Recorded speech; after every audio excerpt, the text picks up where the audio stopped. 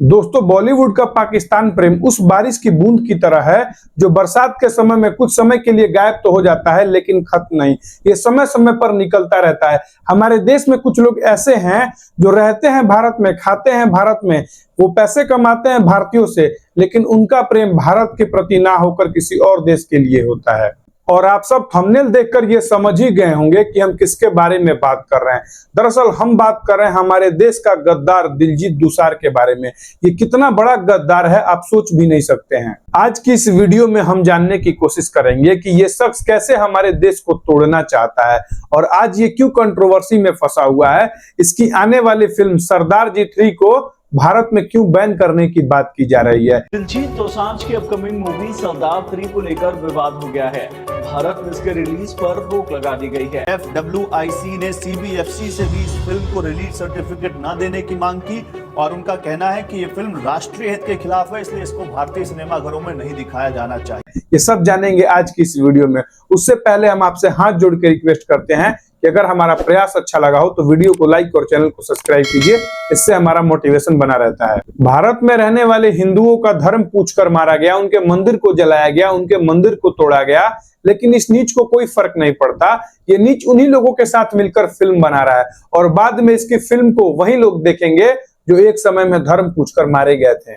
आज दिलजीत दोसांझ को भारत के लोग घृणा के तौर से देख रहे हैं, लेकिन कुछ समय बीतने के बाद यही लोग इसे सुपरस्टार मानेंगे। दिलजीत दोसांझ कहने को तो एक पंजाबी एक्टर है, लेकिन ये अपने गाने और कॉमेडी के चलते दुनिया में काफी ज्यादा नाम कमाया है। इसको सबसे ज्यादा फॉलो करने वाले लोग भारत से हैं और ये इंसान भारत से पैसे कमाकर भारत को ही तोड़ने की साजिश में लगा हुआ है। और ये बात मैं कोई हवे में नहीं कह रहा, बल्कि मैं आपको इसका प्रूफ भी दूंगा। दिलजीत दोसांझ पे ये आरोप लगता है सोशल मीडिया पर कि ये खालिस्तान से जुड़ा हुआ है और ये इंसान जो कि कहने को तो भारतीय है, लेकिन ये पंजाब को भारत का पार्टी नहीं मानता है। और ये बातें मैंने हवे में नहीं कही, बल्कि मैं आपको इसका प्रूफ भी दे रहा हूं। पहले आप इसकी ये ट्वीट देखिए। जब ये इंदौर में प्रोग्राम करता है, बेंगलोर में प्रोग्राम करता है, कलकत्ता में प्रोग्राम करता है, तो ये भारत माँ का झंडा लगाता है अपने ट्वीट में। लेकिन जब ये पंजाब में प्रोग्राम करता है तो वहां पर भारत माँ का झंडा को गायब कर देता है ये गद्दार। लेकिन फिर भी इसे भारत में फॉलो करने वाले लोगों की संख्या लाखों और करोड़ों में है। दिलजीत दोसांझ ने एक बार फिर ऐसा ही घिनौना काम किया है।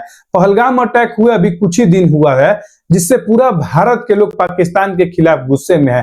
पाकिस्तान की कमर तोड़ने के लिए भारत ने पाकिस्तान से सारे संबंध को तोड़ लिया, चाहे वो व्यापारिक संबंध हो, चाहे वो फिल्म की दुनिया में हो। इसी चलते पाकिस्तानी एक्टर को भारत में बैन कर दिया गया था। Pakistani movie, Pakistani YouTube channel को भारत में पूरी तरीके से बैन कर दिया गया। लेकिन दिलजीत दोसांझ को पहलगाम अटैक नहीं दिखा, इसीलिए तो ये अपनी फिल्म में पाकिस्तानी एक्टर को लीड हीरोइन बना रहा है। Diljit Dosanjh is making headlines once again, and this time it's not just about his music or films. The singer-actor recently shared a cryptic Instagram post that sparked curiosity among fans. The message read, and I quote, "Censored before release." Now, this brief but intriguing post has generated buzz, especially because of the backlash that he has been facing over casting Pakistani actor Hania Amir in his upcoming film Sardar Ji 3. दरअसल इस film में हानिया आमिर को lead heroine रखा गया है। हम सब जानते हैं कि हानिया आमिर एक पाकिस्तानी एक्टर है। ये वही हानिया आमिर है दोस्तों जो ऑपरेशन सिंदूर के वक्त, पहलगाम अटैक के वक्त ये भारतीय और भारत के सेना के ऊपर जहर उगल रही थी। बॉलीवुड का पाकिस्तान प्रेम कोई आज उत्पन्न नहीं हुआ है, बल्कि ये बहुत पुराना है। ऐसा मैं क्यों कह रहा हूं? क्योंकि पाकिस्तान में रहने वाले 22 करोड़ आतंकी हमारे देश में एक एक कर आएंगे, हमारे देश के मासूम लोगों को मौत की नींद सुलाएंगे, लेकिन फिर भी ये बॉलीवुड के गद्दार उन पाकिस्तानी एक्टर को काम देंगे और बाद में ये पाकिस्तानी एक्टर अपना कर्ज भारत के प्रति अच्छा से चुकाएंगे। ये पैसे कमाएंगे भारत से और बाद में ये भारत के खिलाफ ही जहर घोलेंगे। एग्जाम्पल आपको ऑपरेशन सिंदूर के वक्त देखना होगा। ऑपरेशन सिंदूर के वक्त हानिया आमिर, शाहिद अफरीदी जैसे कितने नीच लोग थे जो पैसे कमाते हैं भारत से और बाद में ये भारत के खिलाफ ही जहर घोल रहे थे। लेकिन ये बात बॉलीवुड के गद्दारों को नहीं समझ आती। ये कोई नई बात नहीं है। जब पाकिस्तान अपने आतंकियों से भारत में हमला कराता है तो हमारा बॉलीवुड पाकिस्तानी एक्टर को कुछ समय के लिए तो बैन कर देता है, लेकिन जैसे ही समय बीतता है तो ये पाकिस्तानी एक्टर को काम देने लगते हैं।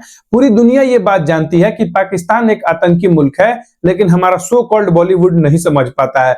अली जाफर, फवाद खान जैसे न जाने कितने पाकिस्तानी एक्टर हैं जो भारत में रहकर भारत में से पैसे कमाते हैं, भारत में काम करते हैं, लेकिन ये बाद में भारत के खिलाफ ही भोगते हैं। इसीलिए मैं आपसे बार बार कहता हूं कि अगर आपको पाकिस्तानियों की मदद करनी है तो आप बॉलीवुड की एक फिल्म को देख सकते हैं। ये बात आप सोचिए कि जब हमारे देश में जब हमारे देश में आकर पहलगाम अटैक करते हैं, ऑपरेशन सिंदूर होता है, तो ये बॉलीवुड के गद्दार कौन सा बोलते हैं?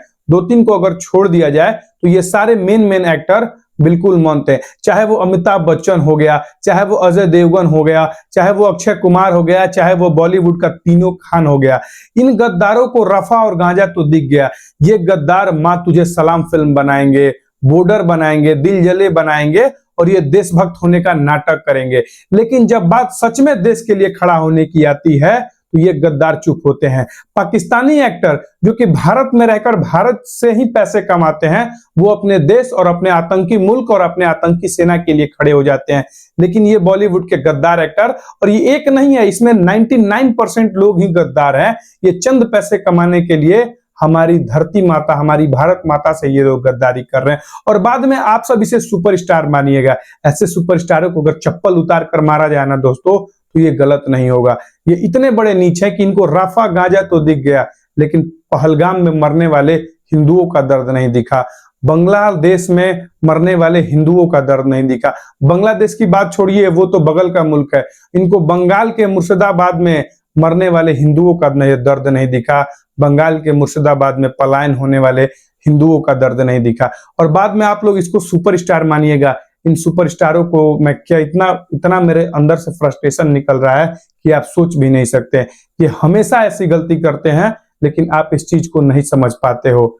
यही है इसकी सच्चाई। इनको जितना हो सके आपको बैकवर्ड करिए ताकि इनकी अकल ठिकाने आए, लेकिन आप इस चीज को नहीं करिएगा। आप इस सब चीज भूल जाइएगा। और आपकी दुर्दशा का एक सबसे बड़ा कारण है कि आप हर चीज भूल जाते हैं। अगर हमारा प्रयास अच्छा लगा हो तो इस वीडियो को लाइक और चैनल को सब्सक्राइब कीजिए।